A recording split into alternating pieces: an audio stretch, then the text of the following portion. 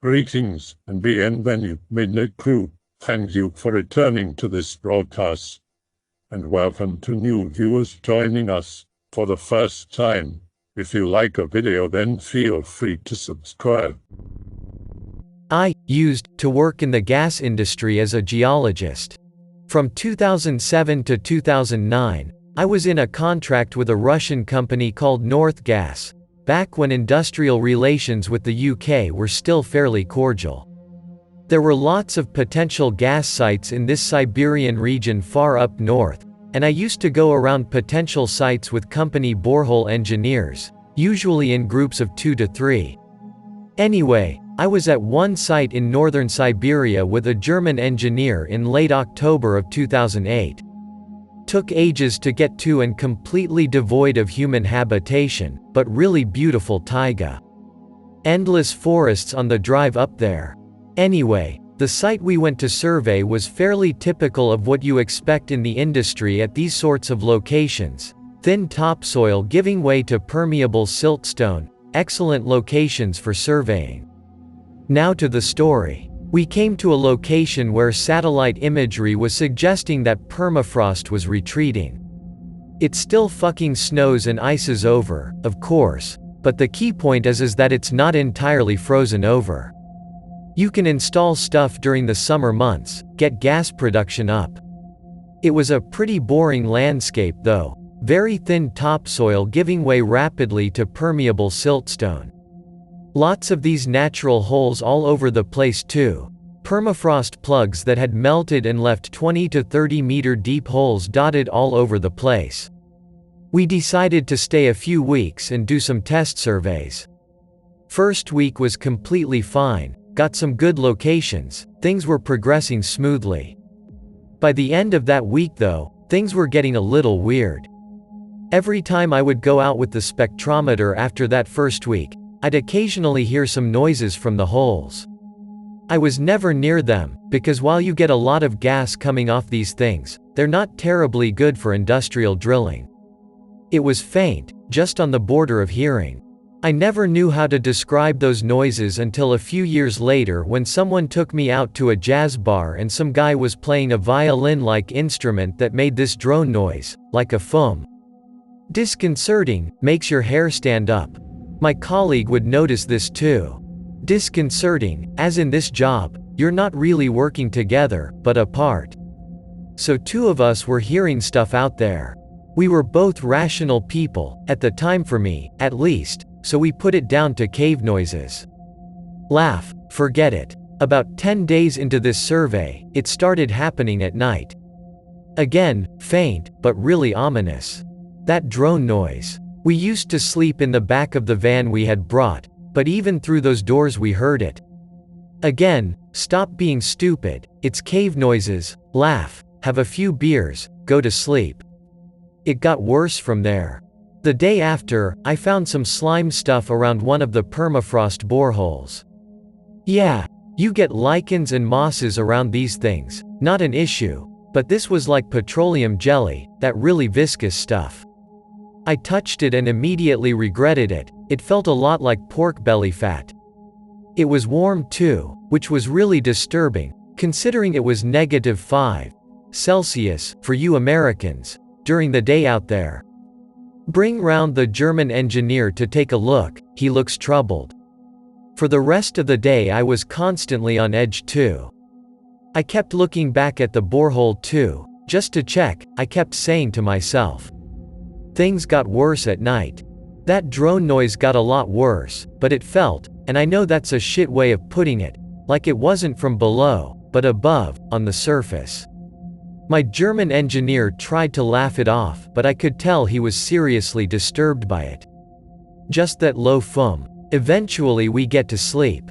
God knows how many hours later though, we wake up together because there was definitely something attempting to open the door handle to the passenger seat of the van. Click click click. And now that drone is right fucking outside, and it sounds a lot like gurgling. At this point we both freak the fuck out and scream like a pair of little girls. It stops. We don't sleep for the rest of the night, and it doesn't come back. Next day, as soon as we make it to 9 a.m., we cautiously open the doors. The entire back door is covered in this pork fat shit. The place reeks of something rotten too. Passenger door just smeared on that stuff. But the thing that made us immediately go, fuck it, we're leaving, was the passenger window, which was also smeared in this gunk. Had an outline on it, like something had pressed its skull into the fat stuff and left an outline. It was unmistakably some elongated human skull, with no eye orbitals. Jelly stuff was all over the area around us too, and of fucking course, led all the way to that borehole. We got out of there very fast after that, but as we were packing, that drone shit started again from that hole, and it was loud. It was guttural by this point. Whatever the shit was making it was down there and close too. German guy went pretty nuts after that. Just hopped in, immediately started going. Equipment that was still out for methane measurements just left. Didn't stop driving for the next 14 hours. I pretty much ditched my job soon after. I had no desire to be left like that again in the middle of places like that. German guy, never heard from again. He never talked about it to me anyway. Nice story. Thanks for posting. I guess distance from that event makes it sound pretty prosaic. Spooky noises, ooh, slime, oh woo. During that night, though, I was convinced I was going to die. You know how you can just know when someone or something like an animal is nice, curious, or is just out to fuck you up? I knew, instinctively, that whatever wanted and didn't want to crack open a beer and ask us about geology, if you get my drift.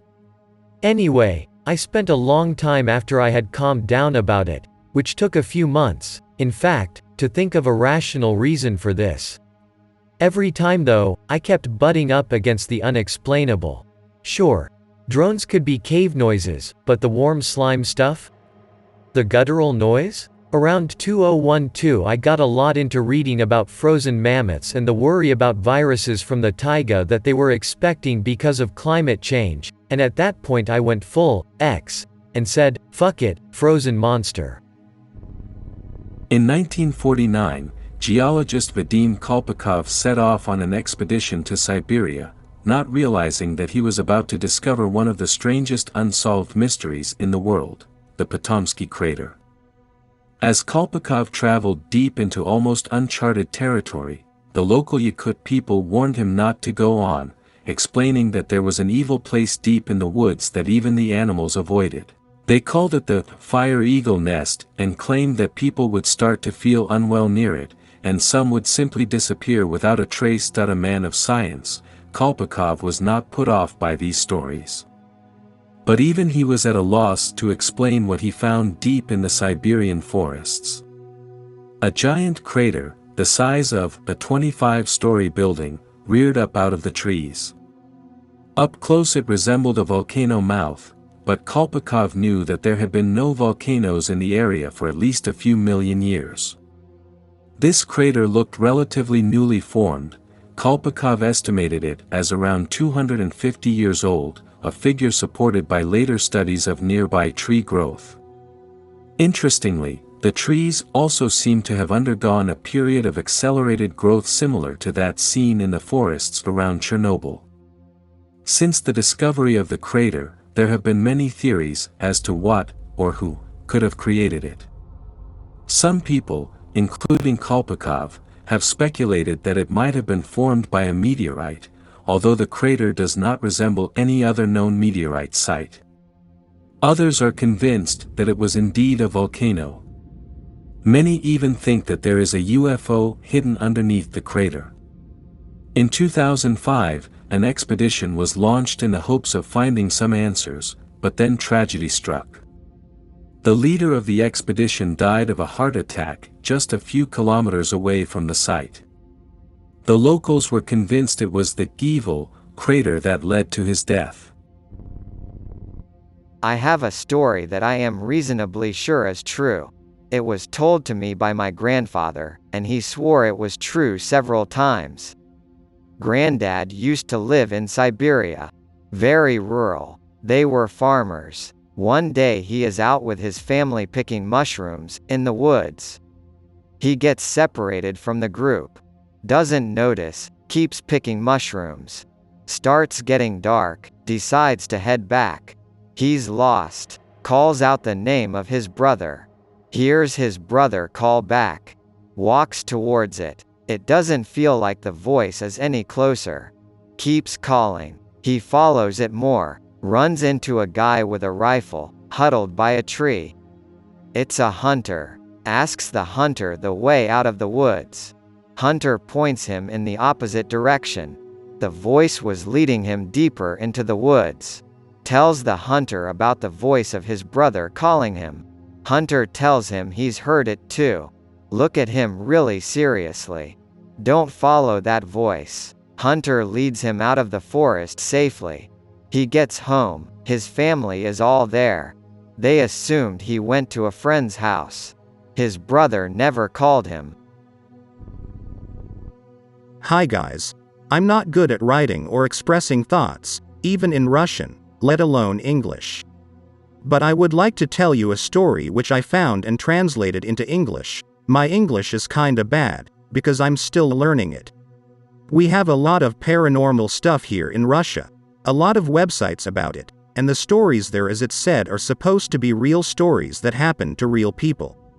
I'm pretty sure that paranormal things exist, don't know why and whether it depends on religion or not. A lot of Russians, especially from rural places, encountered weird things. You can hardly find a family that has never faced something paranormal. Okay, here is the story.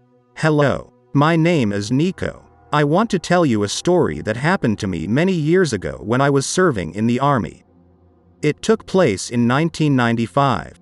After a year of serving, I was sent into a military unit in Siberia. By this time I had already served a half of the term, 1 year. New squad accepted me nicely, and I got along well with everyone. Everything was nice there except the place was really distant from civilization. It was situated 20 kilometers from the nearest city, among the wilderness of the taiga. In 10 kilometers to the north there was old, but still working carrier. Once in a while we, the soldiers, were sent to the carrier to help there with daily kinds of jobs. From the words of other soldiers I learnt that back in Soviet times somewhere around were carried out underground nuclear explosions. Before I got to the military I was a veterinarian, so I was appointed as a military canine. I was in charge of a few dogs, all the dogs were German shepherds. The dogs were being trained for finding and rescuing people who disappeared in the woods. I was given a dog to train. It was a young German shepherd by the name of Taiga. It was a really strong-willed dog and was hard to tame. On the first day of training the dog even bit me, but after that we got along well. She was really smart and had a good flair. Half of a year passed and I was anticipating the day of freedom, when I will be sent back home. It was a day in August, it was sunny, but wasn't hot. I and a few other soldiers were sent to the carrier to load a truck with sand. After a few hours of working we were sent back to the military base. In the evening before sleeping time, I went out to see the amazing north night sky and smoke a cigarette. Unluckily I was noticed by a drunk lieutenant which hastened toward me and yelled, "Hey, soldier, you must go to the carrier now and take my gun, which I had forgotten there." I said, "It's already night. Please get someone to come with me," the drunk lieutenant said. "No time for this, you must go there right fucking now." So that night I left the military base alone. I was going on a path among the north woods at night. The farther I went the more frightened I got. I remembered all the stories about weird things, about disappeared people, about spirits and lights in the woods, about radiation, about wolves and bears. I tried to cheer up myself, but I failed. The wild deep forest escalated the horror and I was almost panicking. I intended to reach the carrier after an hour and a half of walking. After a long walk I felt that it was already time to reach the carrier. Then I saw a faint yellow light somewhere ahead among the trees. Thank God, there it is. I thought with relief. The lights must be coming from the carrier's searchlights. After a minute of walking, a thought came to my mind that these weren't searchlights, because the lights that were coming from behind the trees weren't homogeneous. However, it seemed as if people with lanterns were roaming somewhere ahead. I stopped behind a tree. The lights went on, however the shimmering lessened. I glanced to that side again from the behind of the tree. For a few seconds there was darkness, but then the lights appeared again and started going my way. I didn't know what to do. I was frightened as hell, almost crying. I have realized that the lights only start approaching me when I look at them. So I sat behind the tree for maybe an hour, all paralyzed with fear. The light was still shimmering, neither getting brighter nor fading. I have decided to run away from these sources of light and not watching back. After a long run, I thought I broke away from these things, so I looked back. The thing that I saw was surreal. I saw a ball pursuing me. It was very bright, as if made of a red-hot metal. It was about 1 meter in diameter. It had outgrowth on its surface and the whole thing resembled a hot red underwater mine. The thing was rolling on the ground, leaving traces on it. The last thing I remember, I screamed. I woke up in the hospital. The doctors told me the rest of what happened. That night I neither reached the carrier nor came back to the military base. Officers gave commands to organize a search group. There was no stone unturned left in the surrounding woods. They couldn't find me. They declared me a deserter and extended the search area. In the evening of the second day of searching, a command was given to get back, because it was almost night already, when my dog Tyga suddenly rushed to the depths of the forest. Next morning, the search group took the trace of the dog with other dogs and found at first pieces of my clothes and then a bit farther Tyga lying on my consciousness, naked body. I was found 40 kilometers from the military base in the opposite direction to the carrier. The pieces of my torn clothes were lying in equal distances from each other. There were stains of blood on it. I was barely breathing. Doctors said the dog saved me because if it hadn't spent the last night with me, warming my body, I would have been frozen to death. For some reason, there was not a single hair left on my body. Doctors examined my body and didn't find anything unusual or wrong except the fact I lost all my hair. I don't know what happened there in the woods. Doctors tried to recover my memory of what happened with hypnotherapy, but it didn't give any results. I can't remember what happened there at all. Be me. Russian Anon. Live in eastern Siberia in a small town. Grew up on my family's farm. Go on a regular hunting trip with grandpa and uncle. Learned to handle a rifle at a young age. Shot my first deer at the age of 9. Fast forward to a couple of months ago. Still living on the farm. Old enough to go hunting by myself and bring my dog with me. Caucasian Shepherd dog. Brought my grandpa's Mosin Nagant with me and a tent with enough food that could last me a week. Pack my stuff in my Volga Gaz 2495. Go about a few kilometers from my house. Park my car on the side of a shitty dirt road. Sling my rifle and take my pack. Dog walks in front of me. Go to the camp spot. Set up camp. Sit near the fire enjoying a nice packed meal with my dog. Stargaze before I sleep because there is no light pollution. Go to sleep. Wake up from a dog growling. About 5 in the morning it's still dark.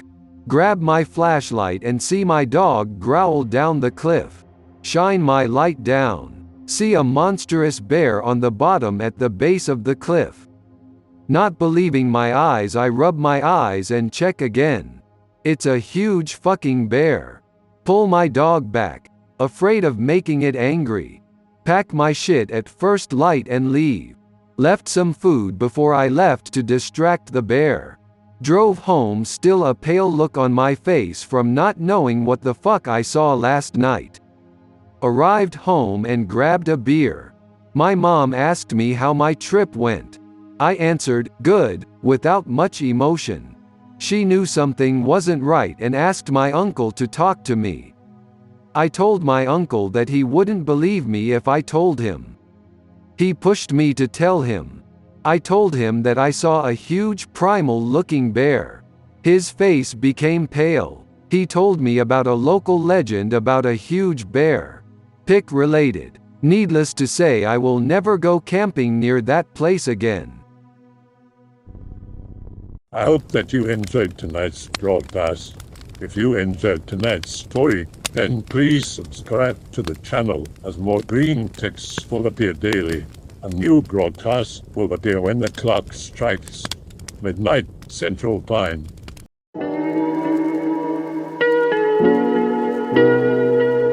Oh.